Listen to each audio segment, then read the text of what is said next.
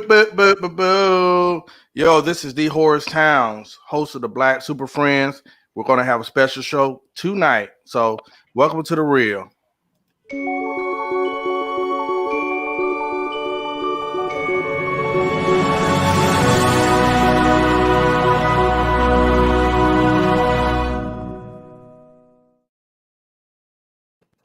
Yeah, y'all didn't think we had that in the budget, but 2021, we are doing ins and outs. That's right. Listen, today was a special day for so many people. All right. Tonight, emotions were high. Tonight, I'm going to be Leroy, Leroy Conk. No, yeah, I'm going to be Leroy Concrete, whatever it is, bro. Um, Emotions were high today, and in America, as many of you have watched, whether it was on Twitter or national news, that was late to show the video footage that most people are shocked by. We are watching Trump's America. And before I get to that part of the show, I really want to talk to my brothers because as black men, everyone's had a quote. As black men, we are constantly on the hunt and we're constantly being hunted. So today, for us to see the news of Trump pansies, Antifa, Proud Boys doing their thing, I said this does require us to have a conversation. So I remember a couple months ago, Black Lives Matter was sitting in front of the steps of the Capitol and around Washington, and they were met with excessive force. I remember there was a moment where 6 black men in suits stayed on the Capitol, and they were approached with excessive force. Chris Leo will speak later about an incident of a peaceful protest where his sister was injured, met with excessive force. So tonight we're gonna have a real conversation. That's gonna be realer than real. It's gonna come from black men. Going to the top, I'm gonna introduce a member of BSF, the Black Super Friends, Chris, the amazing, intellectual, courageous Leo. Thank you, my brothers. I'm glad to be here. Welcome to the Black Super Friend Podcast. This is a special edition with special guests, but we're glad you're here. Kings live forever. All right, going to the bottom, the man that comes in right before the light goes on, the ladies' man. Good afternoon. Welcome to this 911 emergency edition of the Black Super Friends Podcast. 100.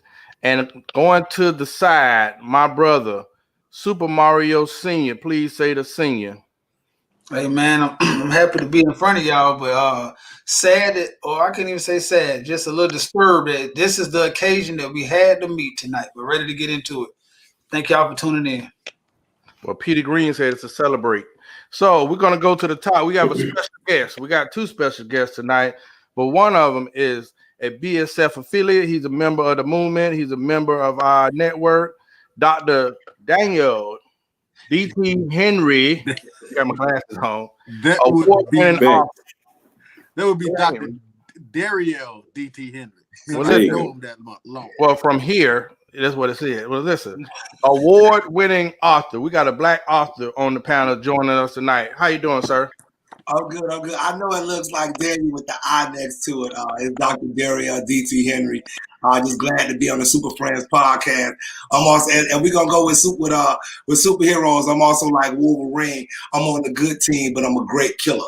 So, that's why I'm affiliated with the crew right now, and I'm glad to be on here to talk about this today. Because, woo. Going on. Oh man. Yeah. Well, welcome to the crew, and I'm going to the person that does need an introduction tonight. Bye, McDad. Yo, what's happening, fellas? All right, this is another member of the BSF network. Constantly in the comments, and it was only right that he made his first appearance tonight on a show that deals with such relations in this country. Welcome to the segment, sir. All right, appreciate that. All right, well, guess what, guys? You know, it's no secret that for years I was conservative. I had a talk show called The Black Republican, and this was before Trump's America. Now, over the years, we've had many comments about Trump's America because whether you say he's Democrat or Republican, Donald Trump is about Donald Trump. The people that are in this country, the Antifa, the Proud Boys, all of these hate groups are the reason why we're going to have this special episode tonight. So tonight, watching news, well, yesterday, where it didn't get much media coverage last night, Proud Boys and protesters, they clashed with police in the nation's capital last night. Didn't hear about it. Got it got a little media attention at all. Then today, this afternoon, we see where a group of domestic terrorists, because that's what it is, stormed the nation's capital to interfere in the election process where elected officials were going to certify votes to make Joe Biden the next president of the United States. Those protesters stormed the Capitol with guns, entered the premises, and were met with little to no opposition. So we asked ourselves in America, which I always say, is it America? Is it justice or just us? Tonight we seen reality. So a lot of people said, "Oh my God, if there was be it Black Lives Matter or there was any other group, they would have been shot dead." That didn't happen. Tonight we seen people take pictures in the office of Nancy Pelosi. We seen where elected officials that were had to be rushed to a bunker for safety. It's nowhere in America that we imagine that. I imagine it, but that's just who I am. Before I transfer to you guys, I actually had a comment today. It was a lady that said, "Oh my God, this is the worst day in America. I've never seen such an act." I said, well, I gave her a couple reference points. I said, you might want to think about the day that Martin Luther King was killed. You might want to think about Bloody Sunday, where protesters were met on a bridge and beaten to a bloody pulp. We could talk about Black Wall Street. We could talk about the day in 86 or whatever, when police dropped a bomb on a Philadelphia city. So there have been moments in this country that people don't want to recognize, but we're going to talk about it tonight. And I'm going to Chris Leo. Thank you. I'm glad for everybody to be in here because this was an impromptu interview, but we felt like we had to say this. We felt like we had to speak our mind. But I think that what we're seeing right now is what I call white lives matter. White lives matter. You told us there was a special way to protest. You lied. You told us there was no need for civil unrest and there was no need for destruction of property. That was a white lie. You told us that if we're acting like crazy animals, and that's the reason why we're met with tear gas. That's the reason why we met with tanks. That's the reason why we're shot in the face with rubber bullets, because of the way we protest. This cannot be the way you was talking about. To go to the nation capital, put other people at risk, all for what? Because your president lost. This reminds me of the same stuff we seen in the Civil War, where we still want to celebrate the losers of the war. At the end of the day, man, what we're seeing here is something that we could never see as Black people. This is something that we could never. This is showing us exactly where they let that leash stop. When we start running out there and they start pulling that leash back. This is what we're seeing here, fellas. And I think it should be called exactly what it is. It's tyranny for one against this country. First of all, I believe that you set this country's security at risk. If they see that a group of white men can do this, then what stops Al-Qaeda from doing it? What stops from any other foreign group from waking up one day and getting a group together and storming the Capitol? And they won't be as nice as these guys was. And these guys wasn't nice. So what I think what we're seeing is white lives matter. DT, what you got? You're on mute, DT. All right, I'm here. So thank you. I appreciate that, and I want to piggyback on some of it, and then I want to expand on a little bit of it. And the diversity work that I do, I'm always looking at people and I'm teaching them. And one of the things I like to say is, if you're under a certain age right now, you have no idea. You don't have the memory. You're too young to remember the way the country became the country that it is today. You don't know why Black people are upset. You don't know the history behind it. And so when I see what happened today, it's something for us to see that's new, but it's also something for white people to see. Because sometimes you need to just look in a mirror. and you got to see yourself. And and it's right. Now it's time for people to see what's going on in from their own people in this country, right? So when I think back on the history of America, I look back at all these riots that happened before. When people talk about Black folks rioting, you have to ask yourself, where did we even learn to protest? Where did we even learn all of these things? Because we were here, generations and generations and generations of being here. Okay, so when you think about after slavery in the 1860s, when all of that came about, then you look at the inequalities that were in America back then amongst white people on white people, and you see the 1877 railroad strike. Well, there was a riot back then. You see the Johnstown flood of 1889. Some of us don't even remember 2016, the Dakota Access Pipeline, when they were standing up against that. Yes. This was happening in America. But what's different is white folks got better PR. Better corporations. When you hear what's going on, watch how this is going to be portrayed in the news. You don't see anybody arrested. You don't see anybody walking out the White House. I want to wait and see how they traffic and portray these people that took over this, not the White House, the Capitol, that they portray these people that took over the Capitol. I want to see how that happens, and that's what's really going to, going to be the evidence to show how they portray Black people in America. Because it's not when we do violence or when it occurs in a riot, because that does happen. There's the burning of buildings. There's all of these things, right? But the fear about Black people happens before then. It's the perception, right? The perception that when we walk in a place that we are the violent ones. But when you look at the history of America, number one, white people have been violent way longer than any of our violence that existed in America. And then we learned this stuff from them to some degree. We learned this from them. So it'll be interesting to see just how they portray that. I'll ask everybody a question about portraying in the media and white folks, right? Can we name the 13 people that were a part of the kidnapping plot of the governor? No. No, you don't even see them on TV. You don't even see, we should know their names right now, right? But you don't. Could you imagine that was 13 Muslims or 13 Mexicans or 13 Dominicans, 13 Black people that did that? It would be all over the news. So no, but I know it. I can imagine it being the Central Park 5.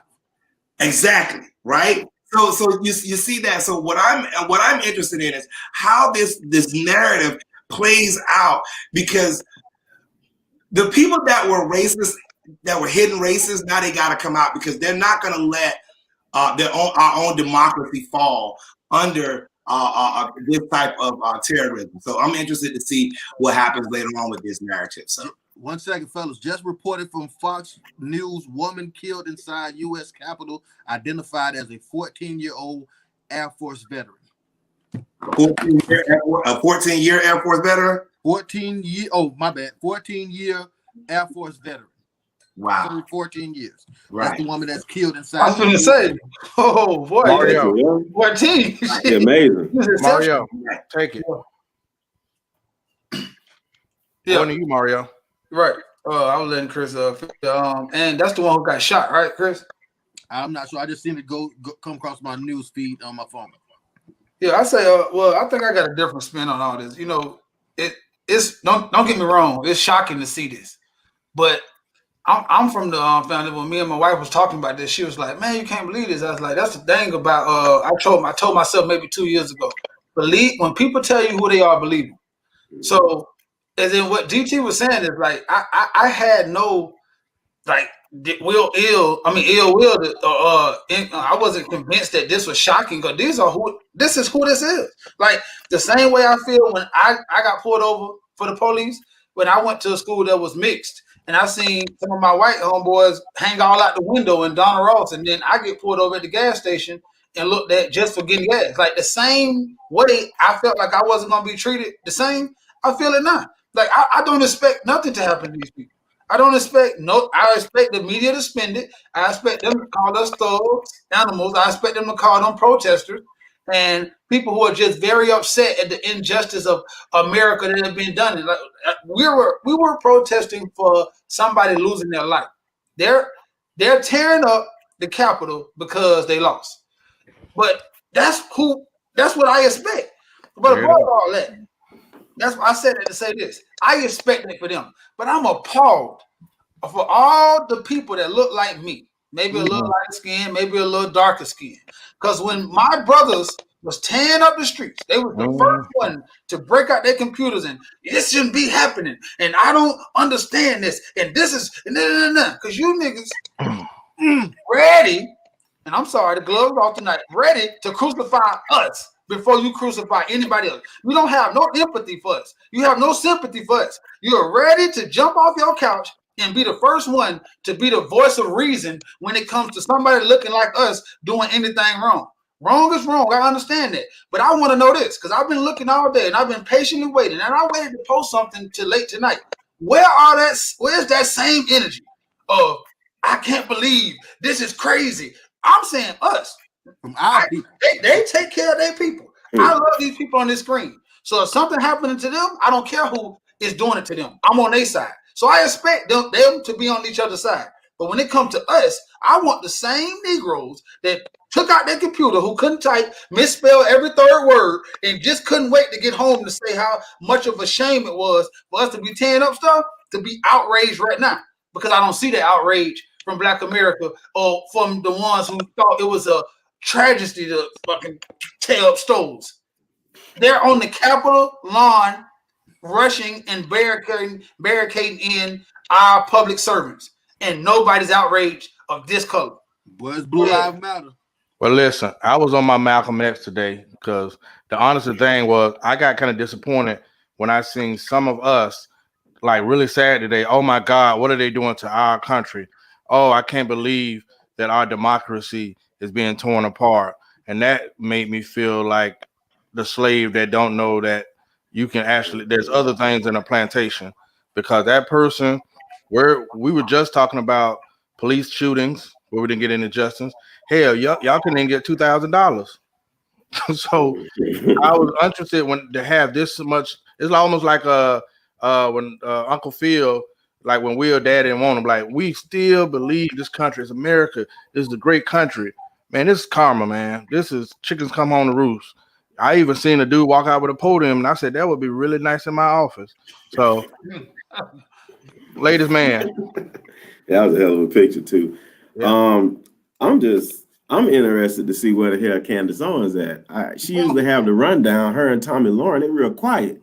You know, they have the rundown about these thugs and the whole background. They were drug dealers and everything else that happened. But it seems to be very much some crickets when it comes to this type of domestic terrorism that we're watching from people of the right color, I guess, because it ain't our side. Because apparently when we get together and gather, it's wrong in any capacity, whether it be peaceful marching from back in the day, or if it's an outrage for a young Black brother that got killed, for no reason, really. So it's really, really funny to me. But I will say that I am not surprised. They've been telling you that they were going to do that ever since. If this doesn't happen this way, storm the Capitol. He's been saying this. You know what I'm saying? So, and also they show you this in things as simple as sports.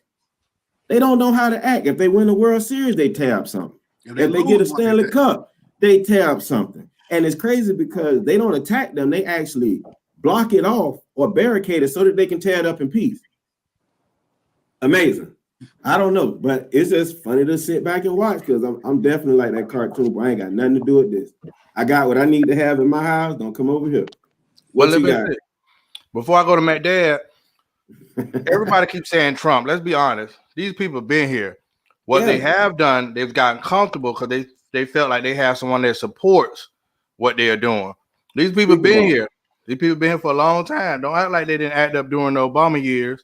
So listen, it's a real thing that is asking to be dealt with. McDad, give us some special insight. Don't cry. You're on mute. Well, from my standpoint, I'll kind of echo some of the things that Super Mario said. My biggest thing is I tell people around me, like you said, they come around and I can't believe this has happened, and I'm so surprised. I'm like, the last 8 years, even the second half of Obama's presidency, when we start seeing more killings about Black people, just because we know and it shows us the stat showing once Obama became president, all these white nationalist groups start popping up like crazy. The United States was in a panic, and we're seeing it almost at its peak right now. So what we do see is Trump, our president. He doesn't, like you say, like you said, Tootie, he doesn't care about anybody but Trump. So right now, this is their last play. He's doing anything he can just to be known as the most dynamic, whether it's Revered. good or bad, revered person in history because he's so narcissistic and he just wanted to be remembered like no other presidency. I have a lot of friends that are Republican and they really feel, and these are great Christian people, allegedly. Sorry, Auntie, I love you. They make excuses for the things that this man say. They make excuses what he does. And we're surprised, even though every other week something comes out about something he did. If it was anybody else, you're going to get arrested. You're going to get impeached. This is not right. This man is Teflon Don. It bounces off of him. Nobody cares. He even made a comment today when they asked him to talk to the crowd and tell him to be nonviolent, but he told them, oh, yeah, we won the election. He's sending mixed signals. He's like, we won by so much. And then he said, but you guys are special. Well, how are you calling them special when they're doing the exact same thing in America that we're not supposed to do? We're behaving like a third world country. We look like Venezuela right now. So we're the leaders of the free world. If our democracy was set up in a way that it would not fall. That's why we had the checks and balances, because we got Congress, you got the executive branch, you got all these things that the judicial branch is supposed to balance everything. So for us to be so surprised, and not just black people, it's gonna happen. It is what it is. I don't think it's anything to be surprised about, to be honest with you. I'm just sad about the lady who died, because I don't think when she woke up this morning and she was gonna go whatever she was doing, I don't think she thought today was a day she was gonna die because some really dumb people went into the Capitol building.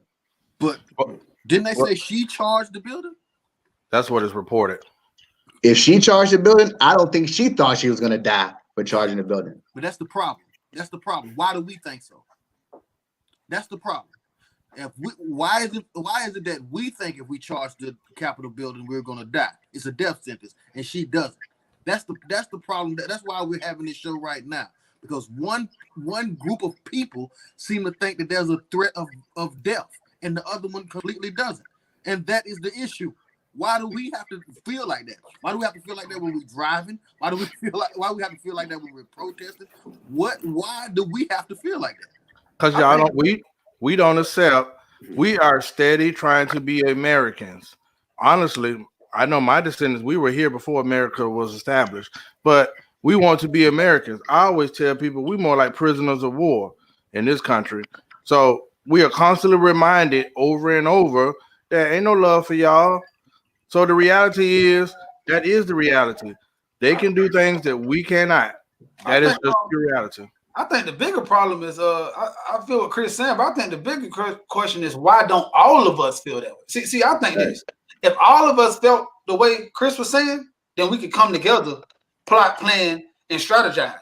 But see, my problem is this. Half of us feel like, hey, man, it's not really that bad. Trump is not doing. See, that's the thing.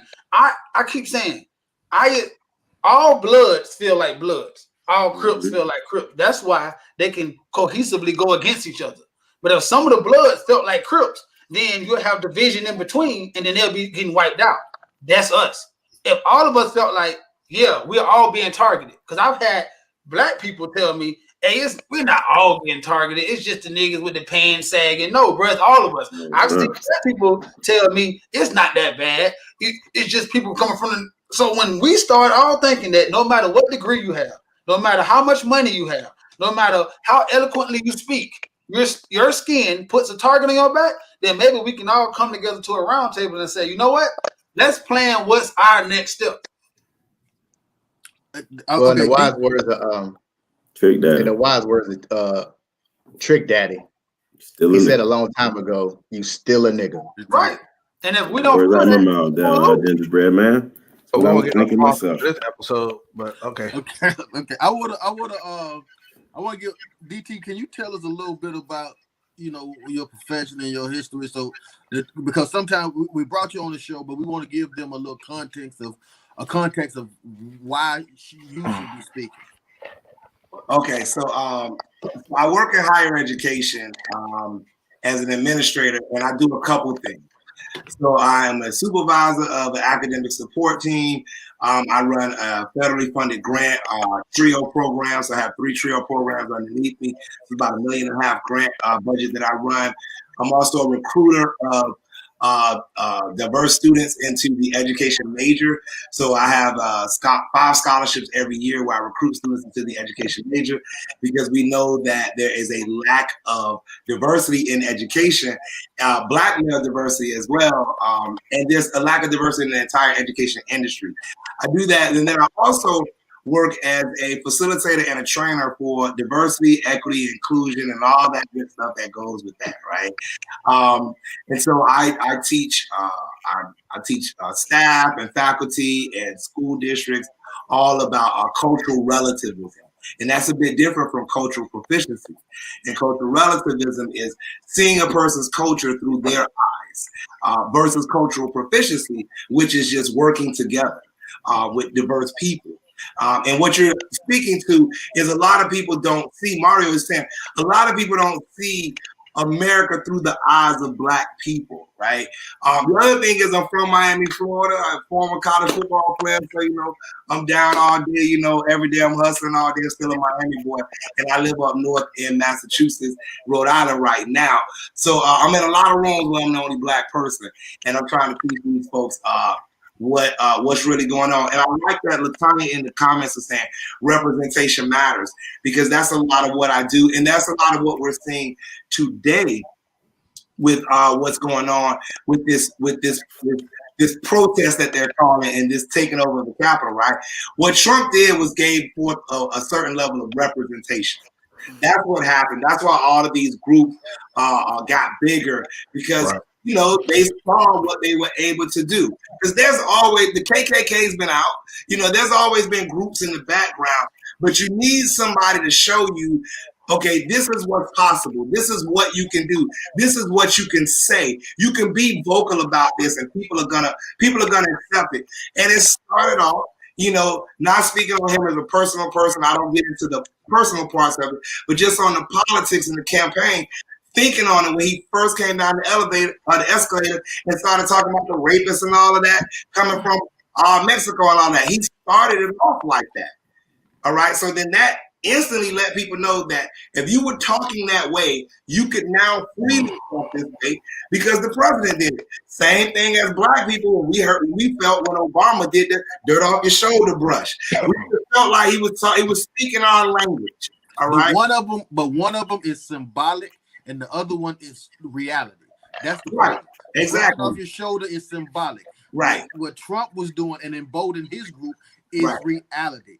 Exactly. And that is what you're seeing today. It's came to that. Like there's always been racism in America. This has always been going on, or been the mindset of people. It's been happening in pockets.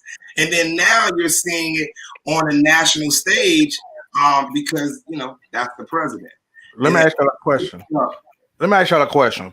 So the last couple of years, we had people emotional about Trump, right? And in politics, I've never seen us so involved in politics. Now it's karma because they cheated Stacey Abrams, and she came back to be the bullet that killed the whole party, right? Mm-hmm. But there was so much that did not pass because Trump. When we were on the show saying Mitch McConnell. Mm-hmm. Mitch McConnell is the doorkeeper. Mm-hmm. But now what I'm saying again is you have a Democratic president, Joe Biden, and for once you're going to have a blue Senate. Now, for all these promises that have been coming out, there should be nothing but green lights for policies to come through. My question to us now is, what is it going to take for us to establish, forget both sides, and come together and become a political power similar to the LGBT, because they get respect. With the money that we spend, I'm trying to figure out why don't we understand that we are a force to be reckoned with in this country. Can I jump in? Can I start now? Because at least what it kind of stems from what Mario was saying, right? About the different levels. And so what happens is, because I've been through some different levels in my life. I've been super broke on the streets, and now, I'm in a different tax bracket. So I've been treated a different way along the way, but I remember. All right. And so what happens is a lot of times people get successful, and then they say, well, the last time I was treated like that by the police was when I was younger and I was dressed a certain way and this and that, right? But just because you were treated by the police in a racial situation, dressed a certain way, doesn't mean you are not in racial situations now. So now you're dealing with institutional racism, or now you're dealing with racism in the C-suite, the CEO racism, or you might be dealing with sexism. And what it is, we have to recognize that all of those problems stem from the same demon. Sexism, racism, ageism, all of these things stem from the same place. And we're all going to deal with it regardless of the level that we're on. So yeah, I may be able to get myself out of a police situation right now, but that doesn't mean that I don't have that I'm not dealing with a HR situation where I'm dealing with discrimination and racism in that sense too. So like you said, Mario, yeah, I still feel the struggle. I'm still in the battle with you. And I know just based on the way we look, we still dealing with things. I may not be getting stopped by the police, but I'm not getting tenured because I'm black. My research is not getting picked up because I'm black. My classes aren't getting picked up. So we're all in that same struggle. I also think, and I close with this one, is that when you look across the races, what America has done is they have told people that poor white people don't exist. And we don't see a lot of poor white people on television. We don't see the heroin addicts being drugged out of the heroin home. We don't see the opioid addicts being drugged out. We don't see these rural poor areas. And so what has happened is people think that when you're dealing with poor people in America, you're only dealing with black people. So they think like if I'm giving resources away, I'm giving them to black people, which most people don't realize that a lot of these resources are for poor people, which are predominantly white. So when all of the races realize that, okay, this class of people are in the same boat, fighting the same demon, then that's when a huge revolution will come together, because they understand that, economically we're in the same place. But to Mario's point, that also has to happen within Black America as well. We're all dealing with some level of racism. Great PR, you said, DT. Great PR. McDad, can you give us some of your history, because you also are in education yourself? You muted. Mute. Turn your mic on. You are a professional. Yeah, I'm a professional, and I know these guys, and we came up a little bit, but I kind of went my way in restaurants. Of course, I started out as going in the education field, but they didn't pay enough for me. So I kind of diversified and started traveling a little bit, just dealing more with food and the culture of restaurants. And what I loved about it when I was younger, the type of restaurants I worked in, it wasn't a lot of black people. And I always thought, hey, I'm going to be a history teacher. So then I started working at Ruth Chris Steakhouse, and I worked at the Cheesecake Factory. I saw it wasn't a lot of people that looked like me in the front of the house. And when I say front of the house, I mean like in the dining rooms. You go out, hey, I want to talk to the manager. You go talk to the manager. Normally, you don't see a younger black guy. So fortunately for me, I was able to kind of navigate my way through a system where most of the time you're white, because I kind of know how to play the game, because I know how to speak well. When in Rome, you do what Romans do. So I'm really good at code switching. So that was a big thing for me. So I did a lot of restaurant things, and I learned a lot. And kind of where DT was going, when you got to those levels, I saw the racism as far as when you want to get a promotion and who has certain qualifications and who has these things and who likes who, or they're not giving me the fair shot, or this person feels uncomfortable with me because I just walked up and they're automatically intimidated by me. So those little things, I learned that. So, I did pretty well, but I got a lot of kids. And I want to see them grow, and I want to be at basketball games and all that stuff. So I decided to jump into Orange County Public School. So I'm an administrator for OCPS, but I'm definitely in the food nutrition department. So it's pretty good. And of course, I'm from a family of educators, and then my current wife, She's a director for Orange County Public Schools. So I'm deep in the system. I kind of know what goes on. I know a lot of principals. I know a lot of directors in the district. So I'm kind of plugged into the education thing, and I feel like that was one of the most valuable things I could have did, not just for me, but for my children. And just being able to give them so many different opportunities of knowing things that I probably didn't know or should have known, or able to give certain advice to friends and family. Look like you're having a little echo, sound issue there. Well, let me ask you again. Now that y'all got everything that people were waiting on, who gave me an echo? Who's giving the echo? Listen, now that y'all gave me everything that I'm looking for, Hey, now that y'all gave me everything I was looking for, you got the blue. I'm going back to y'all again. You got Biden, who said he was going to erase student loan debt, and then he came back and said, well, I'm not going to do it through executive order. They're going to have to go through the Senate. Now you got that. The pressure is on, because I said in the show that if the Democrats do what they're supposed to do, they can lock the White House down for 12 to 16 years. If they don't, I once said the Republicans will take control, but to be honest, Trump has destroyed the Republican Party so bad that they don't exist no more. Trump is 70 million voters by himself. But I kind of disagree with that. But I'm the analyst and the expert. What is that going to do? What are we going to do next election for as black people? Like, forget the parties. So when you say that part, for instance, the Republican Party gained senators in the Senate.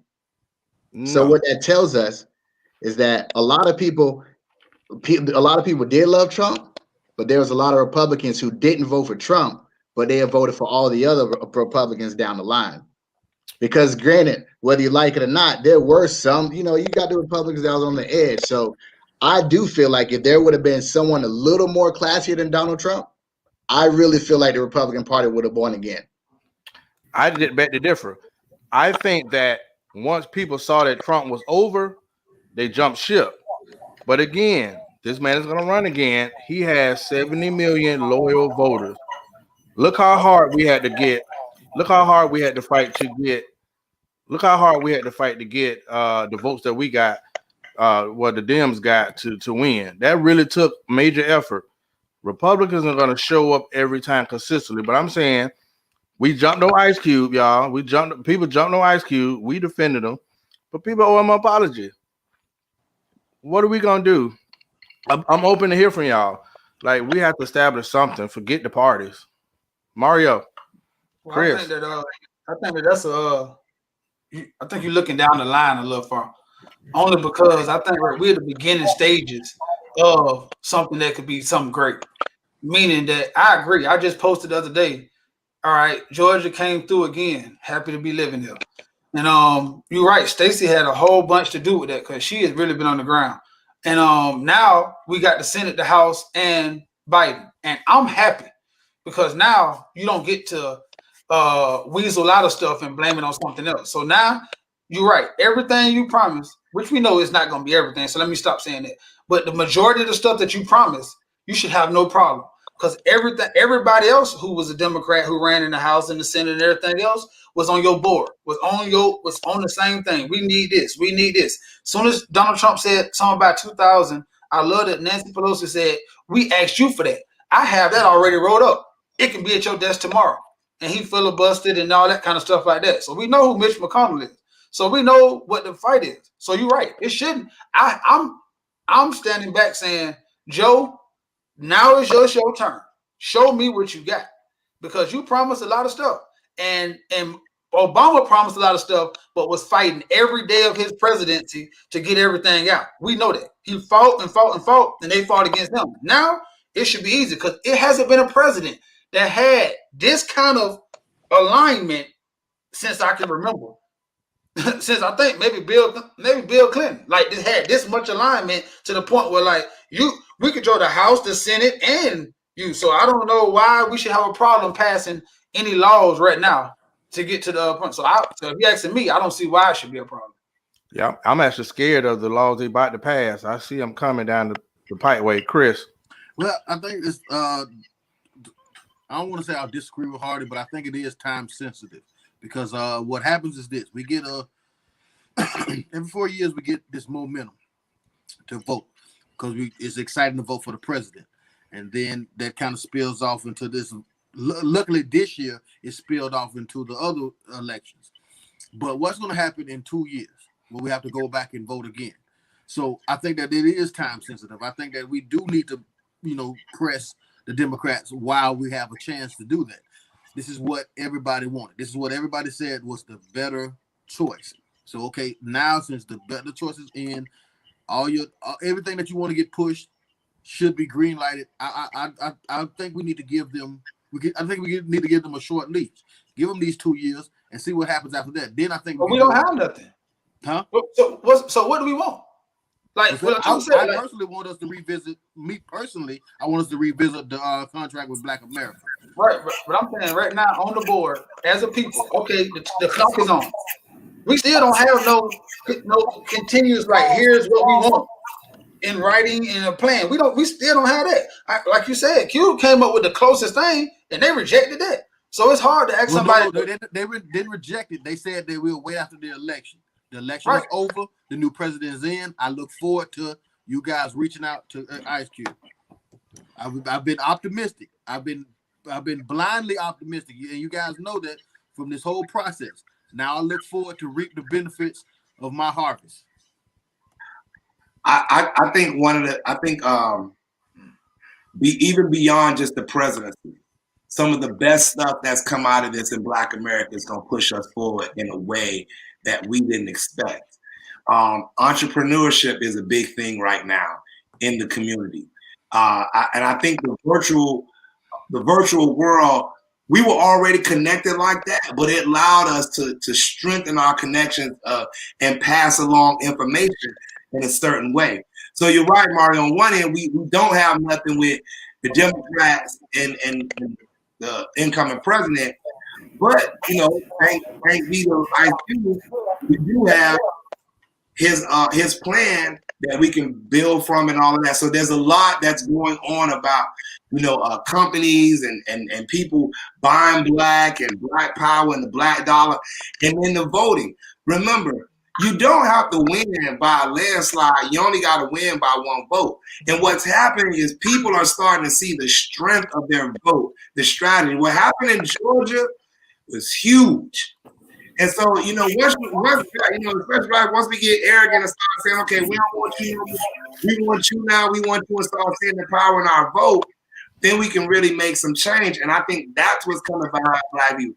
I don't think Black people are going to let Joe Biden and this presidency walk through and we don't hold them accountable for nothing, because the rhetoric we heard before, what do we have to lose? All of this stuff. You're right. The alignment is right. I just think, I count on my people. I'm with Chris. I think there's too many people speaking today that will hold them accountable. And then if not, we pretty much gonna let them know, well, we'll vote y'all out. We'll go back to what it was. We'll deal with what we were dealing with before. And so I think in 2 years we'll be voting different and stronger because we understand the strategy behind voting. Winning helps you understand how to win. That it really does. My problem with that is this, and tell me if I'm wrong. Right now, I just want to be fair. Hold them the same way you hold everybody else. Like right now, I don't think the people, like right now, Mitch McConnell has 10 of the poorest of the 25 poorest cities in Kentucky in his jurisdiction. And he's been running forever. So his people are not saying, hey, Mitch, if you don't do something for me, your ass out of there. But right now, we get our people in. The minute they get on the clock, the minute they stepping into the White House, the minute you on the clock, and you better hurry up. If you don't hurry up, you out.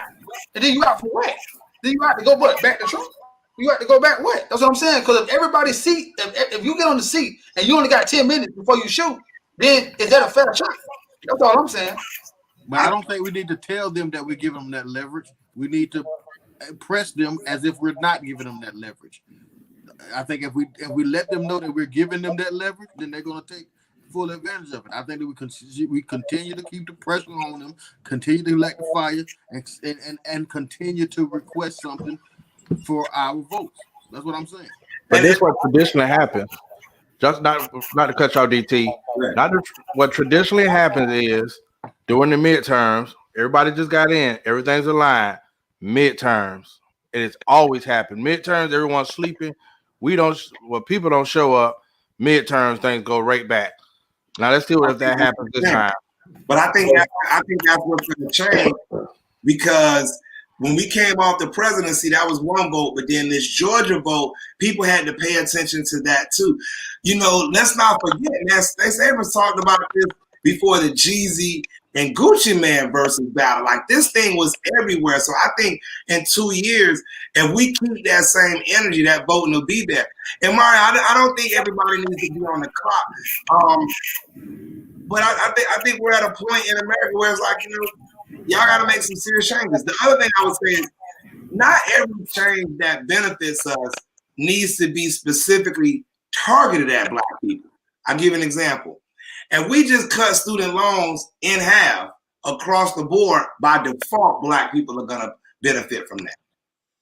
You see what I'm saying? So there's some things that we don't need to have our name on it for it to happen. So I think with the student loan fight, I don't necessarily fight for that, because I'm counting on my white brothers and sisters to fight the student loan fight for me, because they have student loans too. So I'm looking for them to press Joe Biden about student loans. As a Black man, I'm looking to press them about clearing a lot of brothers' felonies. That's what I'm looking for. But there's some parts of this where we don't have to say anything. It's going to work out, because white people fighting for that too. You know, so that's See, the balance of it. all right, I kind of disagree with all that. All right, because Okay, hold on. and I get what you're saying, and it makes a lot of sense. But what I'm saying is, I think we as a people, we saw a little bit of light and we slack off. Yeah, we say keep that same energy, but no matter how much energy we have, Black people just don't have enough senators to make sure our agenda gets met. So no matter what, but I don't think you need Black people to do that. I know that I don't think Black people to do that. I don't think you need Black people to do it, but some of the things that need to help and target Black people are extreme when it comes to some Democrats who they don't feel like is really extreme. Now you're talking about somebody like Acacia, like a homegirl from New York and her five. They'll be about their life, but you see how they're villainized in America, and they're talking about like there's some crazy people who's trying to destroy America. So I feel like what DeMario is saying is what we as Black people need to do. Mm-hmm. I don't care about if you're not targeting us. We need to come together and figure out what are we doing for us. Mm-hmm. Period. We're not going to rely on them, because that's the problem. We start relying on them and we're waiting, and then we're fighting and we're fighting, and then you got slaves were fighting and they were fighting. Yeah, they weren't slaves anymore, but you were still getting lynched. Here go a big fact, and I'm getting hate mail for this. We have allowed the Black woman empowerment to penetrate, and they have succeeded. However, a lot of our sisters don't have an agenda that includes us. Where are the Black men in government? Where are the Black men in some of those important positions? Because I'm sorry to say, I'm saying it, a lot of our sisters get inside and they jump on every other cause. I see some of the people that I like that got in office supporting more LGBT issues than issues for the African American community. And that's why we constantly say, like, okay, where are the Black men that are going to look out for Black agendas? But the sisters get in and they all over here fighting for LGBT rights. And I'm like, sister, like, home first, because the people you trying to help, they ain't fighting. They ain't helping you in your causes. They not. When we go to fight, we always left out with our hand out looking for some allies. Zabo. My brother. Decepticons ain't got me, do they? Not yet. Okay, good. I was watching a segment with Boyce Watkins where he was talking about the same thing that you're saying, and he was saying that was the reason why he jumped off of the Kamala Harris bus, because of the things that are on her agenda weren't specifically targeted toward helping Black people. It was, I guess what you were saying in a sense, DT, specified to help all people, but it's Black people who have been oppressed and who have been we've been treated terribly our whole time, like you said, as prisoners of war. So we're here, we're being offended. Every other ethnicity that comes here that gets offended gets reparations or gets some type of apology. We can't even get that. So when someone's murdered and we go ahead and we protest or gather to say our dislikes, we're met with brute force. But then they come with brute force and they are met with gums and rainbows and gumdrops. It just doesn't make any sense. It don't make any sense to me. To answer your question, Horace, I'm not saying that there's enough representation, but we just elected Georgia State Senator Raphael Warnock. He's a black man. He's the first black senator from Georgia. Yeah. So yeah, in history. I know it's not the first representation that we want. The one. I know it's not the representation we want, but I am answering the question about black male positions. Guess what? The last one that we had that was touted to be the new leader and the next Martin Luther King, he got killed in the church by Dylan Roof, and that was no accident. Right. Sorry to do my rant. Well, now what I can say, going back with Zay and what Voice Walkers, no matter what we say, it is hard for a black or half black person to go into a predominantly not black institution and be straight up, because people don't like straight liquor. They need a chaser. They want to mix it. You can't just say, I want to do this for black people. So what DT was saying is the only way you can make something pass, you kind of have to be stealthy. You can't use the term black because it automatically turns people off. We tired of that shit though, real. I know we are, Chris. So that's why I'm saying it doesn't matter how tired we are. If it don't change, we got to remember that in America, like, I'll give you an example. When did women become a minority? Enlighten us. No, because the women are the same amount of women in the world as it is men. But you know why? It's because white men control everything. They were considered a minority because they control the narrative. They control who got an education. They control who got the vote. Now, once a bunch of black people start breaking shit, excuse my language, burning stuff down, and then women join, because, like, for instance, the Civil Rights Act, that was for black people, but you know what they added in there? Or affirmative action, women. So let me, Chris. I gotta go at you. I gotta go at you on this one real quick, especially about the black. We gotta be strategic about this. They didn't. That's what they did in reverse. In reverse, they did that. They learned to take out these cold words. They learned to take stuff out, and you can still impact the people. They learned, watch the history. When they stopped saying black and the N-word and all this and coded in poverty, underrepresented, felonies, people with a record, they knew that these things would still target a certain community. So they slid it in there, and the impact was deeper on us. I think we have to be strategic in our language because, as we say, people don't want straight liquor. You got to have a chaser with it. We also have to remember, it did not take black people, this is my argument against people against Obama, it did not take black people 8 years to get in the position that we're in. It took 100, 50, 60. So it's going to take us a long time. So we got to look at this as a long fight. And each season, you're trying to get to the championship. You're trying to get to the championship each year. So, wait. You're looking to. How can we add a KD to our championship? What'd you say?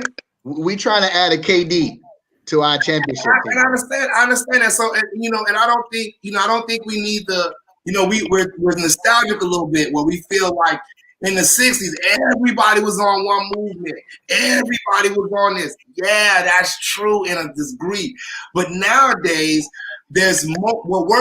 What's needed for a black person in Florida is different from a black person in South Dakota or a black person in California or things like that. So you have to look at all of the economic factors that are impacting black people. That's why I use the student loan example. White people have student loans. So if they just cut student loans 50%, when they stopped the student loan payments in 2020, that helped out black. You didn't have to say, we're going to stop student loans for black people. They just stopped student loans. By default, black people got that. Because remember, when America catches a cold, black America has pneumonia. That works in the reverse too. So when they do these kind of things, that will help us out. And that's what I'm saying. There's some coded language you need to put around it just to to level out some of the big things that you want to do. They don't have to just be strictly black. And that's what we can hold people to. So to me, that's still the same old stuff. Yeah, we're trying to find innovative ways of making change happen. But I'm kind of back to what DeMario's saying. Italians, look out for Italians. Mhm. So Mario's saying I don't think black people don't look out for black people. I'm not saying that either. I'm not gonna say that either. I don't think that doesn't happen already. We have us. We do. Our communities work. Listen, but I'm saying with us. On a micro level, we always have issues. I'm talking on a macro level. At what point? Because you could tell me every mob boss who run like Vegas, they know each other. Like literally, and I'm pretty sure all the Oprahs of the world and Tyler Perry, they know each other. But when are they going to come together? Because I guarantee you right now, if our richest black people came together and formed some type of pact, I think Uncle Luke talked about this a long time ago. Where they came together, they pull all our money together. But they do that already. What's the biggest super PAC for black people? They do that already. What's the black? You tell me what is the largest? I don't know the name of the super PAC, but we don't know it. Then I can tell you a white super PAC. I can tell you a bunch of them. That's great, but I didn't do my research before I got to the place for that question. I didn't do it either. What I can say, what I can say is that there is a movement in Black America to level up and Voltron up. You can look at the Rockefeller breakfast. You can look at what Diddy's doing. You can look at what these people are doing. Stop looking for the Martin Luther King come to Jesus, 50,000 people in the street marching. You don't need that. I work in higher ed. There's 100 black men in America right now. There's Call Me Mr. Group. There's all these other groups that are working in secret pockets. There are black people that link up. That's why you got to join. Okay. But see, that's not what I'm talking about. Why you got that? They do it. Grab a hold of them, Orange. Grab a hold of them. So that's why you get that. But what you're looking at, you're trying to, when you see the Koch brothers do that, their billionaire meeting, nobody hears about that. It happens in secret. We're looking to see it on But the difference is we know they have them. But I'm telling you right now. So how don't we on this edition of DT and T Mac show? Yeah, there are black people. But I'm just saying, T Mac, there are black people that group up and link up their resources. You can't say that doesn't exist. Who might mind? Hard to turn your mic on. Hey, I want Mario, your mic is off. Let me ask y'all guys something though. And I'm not taking a side, but Killer Mike is doing Greenwood. We should be pushing that, right? And I can't say how effective it's been, but he's pushing Greenwood, right? But I want to say, I must agree with McCray that we got Oprah, Tyler Perry, we got all these people. I have been open and looking forward to them saying we're going to start a black bank or airline or something. I don't understand. So when I say this, I clearly came out and said this. No matter how many little groups meet, if you don't have a one agenda that says we as black people, it might look different in Dakota, it might this, but at least we have to have a list of we're gonna start with this. Like right now, everybody keeps saying we want something. What is the something? Like just tell me that. What is the something?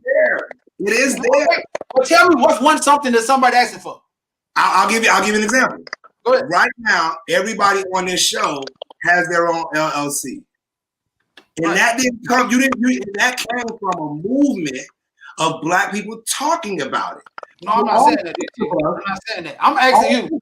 So, no, because you're not answering my question. You're finna go on. I want one question. What are black people asking for since we got this street? What is like right now? When Biden get enough, when he go across his desk, what are he gonna say? Black America wants this because he has. He go across his desk. LGTP gonna say, "Hey, here you go, Biden. This is what they want." He go to Chinese people. This is what they want. He go this. This is what they want. People keep saying, he's in hot seat. People keep saying he's in hot seat. What do we want? I'll answer your question. Black people have always wanted prison reform. Black people have so that didn't change because we've always wanted that. That list is there. It's on the list. Prison reform is on the list. Education reform is on the list. It's been on. Come up with something. It's been on the list for 15 years. Now why that did Q come up with something? What you So say? why did Q? Listen what you just said. Hold on, 1 minute. I'm gonna let you this.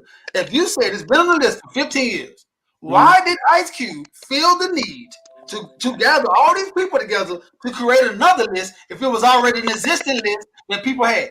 Because Ice Cube is great and a genius. There's plenty of research out on the 2% of black men in education. That doesn't mean that there's never going to be more research on there. You do things to add to the body of that research to strengthen it. So what Ice Cube did was no different from 10 years ago when Tavis Smiley wrote the Black Covenant.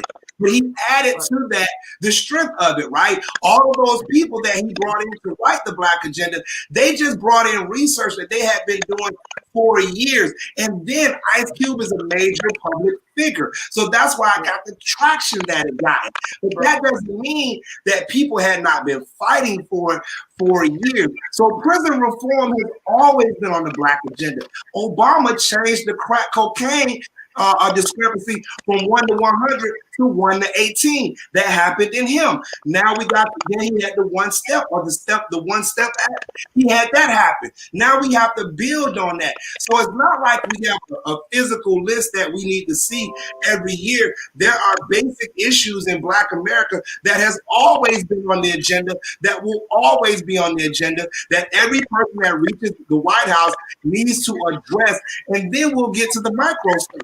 But that's so how we know? Well, put it like this: how right now I've seen the LGBT lady speak on Capitol Hill, and she laid out hers. So all her constituents, the ones in California, North Dakota, the gay people in Hawaii, they all knew what they was fighting for. So I'm a black man. So Terrell a black man. Zay a black. All of us black man. Right now, this list you speak up when I read Ice Cube thing because we did it for the show. And I seen you're right. A lot of people put into that, and it was a continuation of a list. Yeah, but we still don't have like Chris said, in our 2 years, in the first 2 years while you there, since you're on the hot seat, let's do prison reform. Because you can't say, hey, here go this list with all this, and you got 2 years to do it. Right. That's unfair. How could you do that? You got to say in 2 years. So I know you're not a liar. Here go this, and this. I'm saying, when are we doing that? Because I can't go to. So I think DT, what I was trying to convey is that I understand we're making change. Even since Breonna Taylor, certain things about the no knock warrants things, we always see little things happening here and there. It does take a while. It's not overnight. But in the end, I still know how smart we are as a people. There is some way to accelerate us. Not even, we can still do all those little things we're doing with these small groups. But there has to be a way. I heard Akon's building a city in Africa. Yeah. Tyler Perry just got him a huge city. Why haven't we made a black city in Florida? Why haven't some really rich athletes that are black got together some banks, got together some construction companies, bought some land that's just sitting there for sale, and the government got plenty of land that they'll sell us? Why haven't we done that? We have. We're actually doing it in the Palm Riviera. We have. What city? We have. Riviera Beach. What city that black people founded? Riviera Beach. Riviera Beach wasn't founded by black people. But you can't. We can't spend our time feuding, and we have to bring this back full circle. Light Skin Unite. Terrell, can you recite that law that Donald Trump talked about when the Black Lives Matter protest was going on? Can you read that tweet for me? Oh, my friend, I think I can. You know, our commander-in-chief, he only got like 13 and a half more days. But I remember July 27th of 2020, this man went on Twitter. And Donald J. Trump said, at Real Donald Trump, anarchists, agitators, or protesters who vandalize or damage our federal courthouse in Portland or any federal building in our cities or states will be prosecuted under our recently reenacted Statutes and Monuments Act. Minimum 10 years in prison. Then he said at the end of it, don't do it. All right, we got some feedback, but Horace, can you enlighten us on that? Do you know anything about that? Oh, me? Yes. No, it is a valid tweet, but you have to recognize that our president is a propagandist. So a lot of tweets and a lot of things, a lot of stuff that he said or recited has come back to bite him. I mean, I'm saying what he's saying is valid, but it doesn't apply. Our laws in this country are racially biased, but you have to accept it, and we just have to play chess instead of checkers. We make it a lot of emotional responses to the stuff in this country, and I just feel like we have to accept what it is. And like Q try to put a plan together. Midterms are coming. Y'all celebrating this win. Midterms will be here before you know it. So if the Dems take these green lights, they can lock it down. But if they go in there and do traditional politics, you right back to where we was before. So need to put a list together. My big issue is home ownership. So you know why I didn't think they were past the student loan thing is because if they removed that, a lot of people would have been eligible for home purchase, like a lot of people in debt. So there's not enough homes in the places that people want to stay. So now you have a whole new issue. But I always said that blacks need to be in a position to have home ownership, which we have been alienated and isolated from through strategic policies and with the banks. Home ownership is essential for families, and that is something we have continued to be locked out of in America. So that's something that I want to see. Go ahead, Chris. Okay, let's go around the panel because Hardy begs the question: what do we want? So let's go around the panel and give our demands. Zay. You would start with me. I would say we definitely got to get the police under control. They're saying defunding and things of that nature, but those funds need to be allocated somewhere else to make sure that everyone's safe, not just white people, but black people, brown people, everyone. Like you said, it got to be diversified. That's what I have. The police got to be under control. What about you, Ray? Hey, Ray. You muted. Gingerbread man, you got to take it out. I definitely feel like home ownership and education, definitely for Black America, is the number one thing. Now, and I know throughout the history of America, real estate was the fastest way of wealth in our country. So if we want to help anybody, and statistically, children who grow up in a family where they own a house, statistically in America, tend to have a higher education and end up living better. So it's a direct correlation. So that's definitely something I want to see. And I want to see America set up a third party, not just this two-party thing in the political system where you have to choose from Democrat and Republican. And that's going to be something totally different. It may take a while to get there, but that's what I want to see, because you need to put pressure on these two groups where we don't have to vote for the frying pan or the fryer. Maybe I can get a refrigerator one time. So that's definitely definitely something I want to see. But what you think? What you think, Super Mario? Well, see, I come from a bad place in life, so I want to always say that I got a lot of homeboys I send a lot of money to in prison. So it's always gonna be prison reform and law for me. I'm always say that because I feel like so many of my homeboys lost their chance to make it at an early age that some of our other counterparts didn't have that same grace and mercy to do the same thing. When they walked in the courtroom, they got probation, like the Meek Mill situation. Now you attached to this forever. So I'm gonna say right now, I feel the black man getting taken out of the family is the worst thing that's hurting us. And most of the black men I know getting taken out of the family is because of what? Felonies or prison. So I'm always say it start right there with me. You can give us all the money in the world. If you take the black leaders away, which are the men, then we're gonna just keep falling by the wayside. So my point would be just police, the policing and the prison. DT. All right, I figure I'm up next. Y'all know I'm really about prison reform and education. Since I've spoken on that heavily, I definitely just I think my demand is we want a fair shot. We want full citizenship in America, and the perception of Black people needs to change. And I think that that has to do a little bit with us, but a lot with how we're just portrayed around the media. You should be able to be any subculture of Black America and still be treated with respect and dignity and opportunity in life. So I think that's, Black people just don't want to look over their shoulder. They just don't want to deal with some of these things. Like I said, prison reform and education. On a higher scale, I think, economics and economic freedom and financial literacy, I think a lot of that is what's happening right now. Mm-hmm. And then healthcare. So and I'll say this because I felt like we kind of slid here earlier today. I really think we need to have an opportunity where Black men and Black women can speak, because we have Black women in leadership roles right now. And I think we may not always see the layers of discrimination that they go through that adds to what is brought home and what goes on in healthcare. Lately in my life, I've been involved in a group of young women at a college, and I really come to understand the difficulties of healthcare and Black women in America. And I think that's something that we need to really tackle. So I always feel like we need more Black judges, doctors, cops, lawyers, all of that good stuff.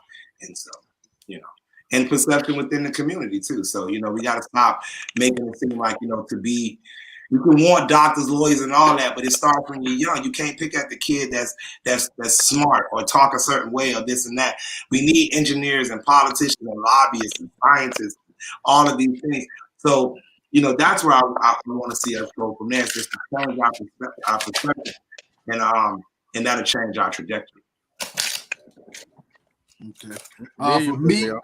For me, I'm gonna take a page from my sister book. Ever since her incident, she's been preaching the same thing, and I'm on the same train with her. We talk about police reform. I want to be more specific. I want to talk about qualified immunity. For those that don't know what qualified immunity is in the United States, qualified immunity is a legal principle that grants government officials performing discretionary functions immunity from civil suits unless the plaintiff shows that the official violated clearly established statutes or constitutional rights, or of which a reasonable person would have known. Hold on for it. Oh shoot, one of them. So again, qualified immunity. This is what qualified immunity is. What keeps police not being able to be convicted of crimes. So that's right. number one. That's number one thing I want. And also I want economics. I've been talking about economics for forever, but I want economics, reflective economics, where we tend to migrate to certain areas in this country. I want those areas where we are reflective of us. So if we're 13% of the population, I want 13% of damn near everything there. If we're 50% of the population in a certain area, I want to be the police, I want to be the judges, I want to be the teachers, I want to be the bankers, I want to be everything that reflective of the percentage of us in that particular area. And I want that to be pushed and given loans for that. That's my thing, economics, and I want to be, but I want reflective economics from where we are. Because where we at, we're already there. We normally be in one spot, but I think that what happens is we're majority in one spot, but then the minority is always ruling us in every other category. So I want reflective economics. You can't turn your mic on. Turn your mic on. Thank you. You hollering too. Thank you, Coach. Hey, I want to go back to what y'all said, but put it in a package. Reparations. I don't need no check like on the Chappelle show, but reparations. I'm going back to my list again. Home ownership is essential. I believe that African Americans shouldn't pay tax for 20 years. We shouldn't pay tax on nothing, right? I think that'll be a way to help us get back in this handicap game. But I want to attack policy. One of the biggest policies that I hate, and I think has affected us more than anything, is a word called probable cause. Mm-hmm. That's a mofo right there. That's a lot of power with a lot of gray area that has been screwing a lot of people, got a lot of dads and moms, got a lot of us in jail. Probable cause has to be assessed. The fact that I just had a inkling of suspicion, no, that's too much power. And I want us to finally become citizens under the Constitution. Many people don't understand that that's a real thing. We are not American citizens.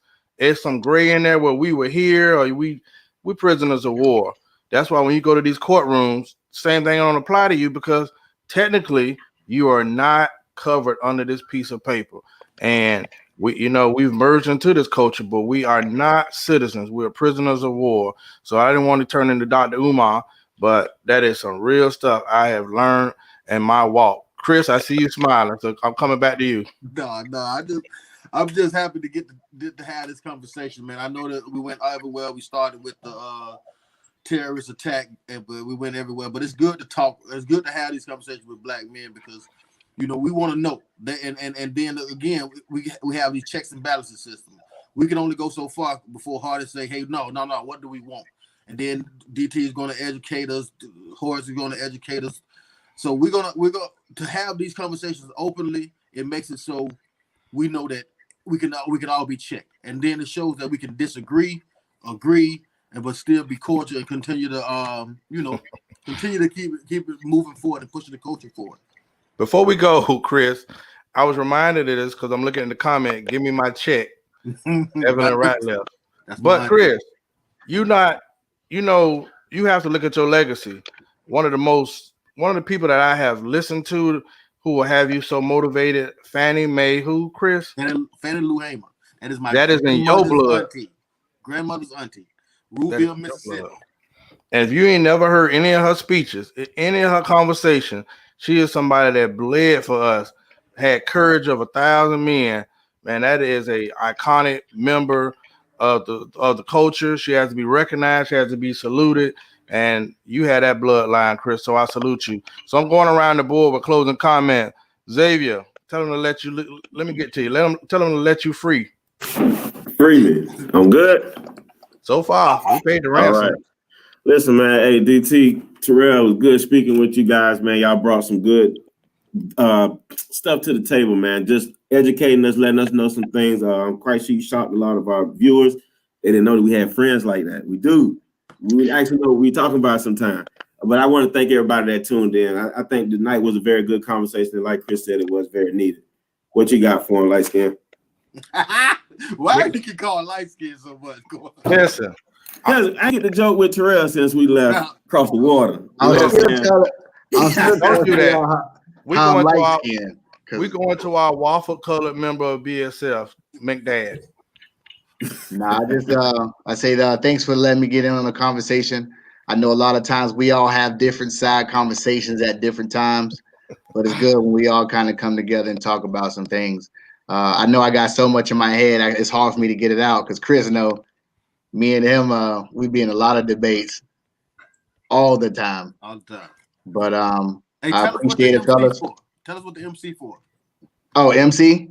Well, it started out a joke with my daughter, and it was like she wanted me to play Roblox with her. So, as a dad, I'm gonna play it with her. Plus, I like video games. It ain't the same, but as I think about it, actually, it was with Sky when the whole Black Lives Matter started coming around real big after George Floyd, and she wanted to go protest. So she was 14. I'm like, all right, we're gonna go. We're gonna experience it because she's been really upset. She's been angry. And she's been hating white people. So I got to kind of turn that anger and say, hey, it's not all white people. You got to direct it the right way. And it made me think, as a person, everything they hear, everything they see, they be on TikTok, they be on Instagram, and you have to put in them what you want to grow properly. Whatever you feed their body, that's what's going to make them healthy or not. And I said, for me, I want to make change in a positive way. Every way I can. So I said, so the first thing, I have to be a great human being, a great father, a great husband, a great friend. So when I said, so now Mick, MC stands for make change or making change. So I go by McDad, which, that was my screen name on Roblox.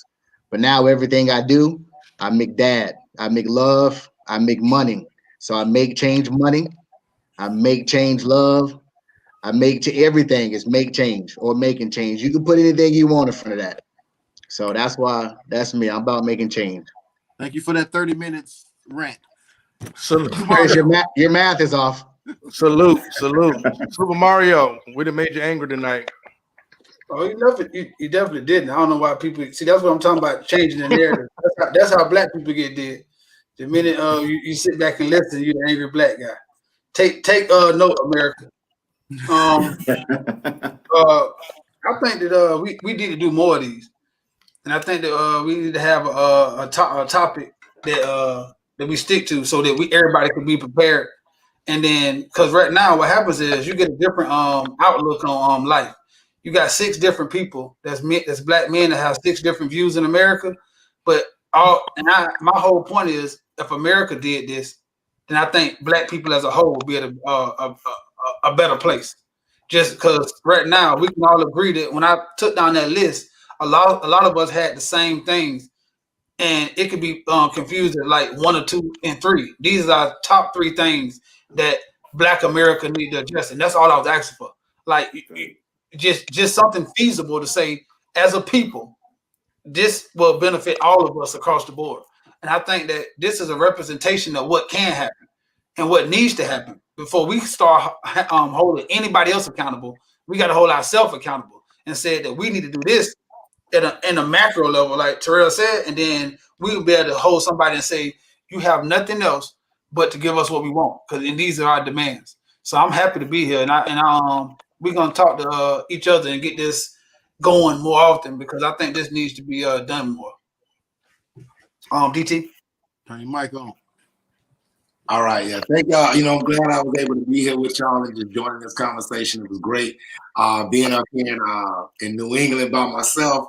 Not a lot of black folks up there, so I look at y'all podcasts a lot. I watch it. Thank everybody for the virtual world that we are strengthening our connections with each other.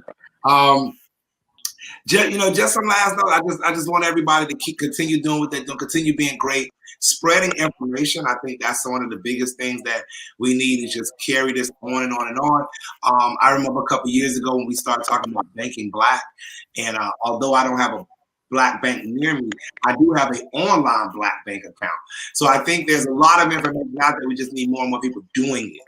And I think slowly but surely people are doing it. I think the conversations that are being had on social media and these digital platforms are cutting through a lot of the noise that's on mainstream media. And so I hope we continue in that life. I appreciate everybody in the comments. I'll go back and answer some of these. In the meantime, y'all can catch me on any of my social media sites. It's at Dariel DT Henry, Instagram, Facebook, social media. My book is out. Chris is holding it up right now. It's College Debunked, How to Go to College on a Football Scholarship. It's for single parents, dads, kids that's playing popcorn in high school. It's the academic side of the athletic recruiting process. And if you're looking for me, you can't find me, just go to my website, DarielDTHenry.com. You can find my podcast, my books, everything there. Thank y'all for allowing me to be a part of the show. Chris. Man, I said it already. I'm happy to have my homeboys for over 20 years here, man. I'm always good to have a conversation. Me and Mac Daddy over here have some really heated conversations, but it's all in good fun, man. So great talking to you fellas tonight. All right, man. Sad it has to be under these circumstances, though. Hey, I think one thing we all can agree on is, as black people, even if we have different views, everybody's sitting at home tonight going, look at these people at the Capitol Hill. I don't care what level you in as black people. I don't think they saying people.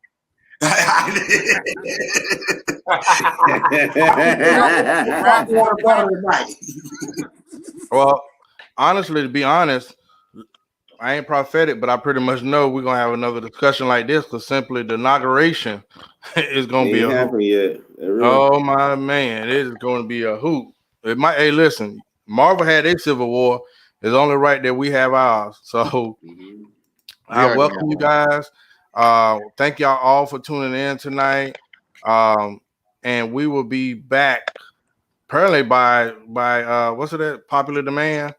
Simply because there's a lot going on in this country right now, and it really needs us. So if y'all have a topic, send it to us.